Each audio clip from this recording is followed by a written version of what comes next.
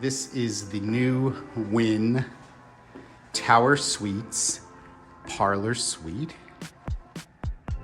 Really lovely. It is quite different from the way it used to be, but really quite lovely. It's just hard accepting change sometimes, but it's really sort of cool and has tons of the Wynn touches that you would expect. The poster bed is new, but check out this bathroom, which is totally has a lot of different design. You still have the marble and the carpet. It's really, really lovely.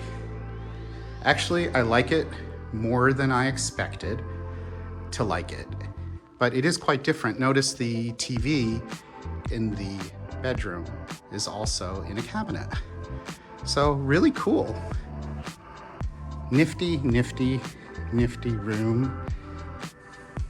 Once again, all the art and details are very much the way you would expect it to be at Wynn. This table here is really neat, and the artwork. And we'll just look really quickly at the mini bar. Once again, you have another one of these vertical structures, which are super cool.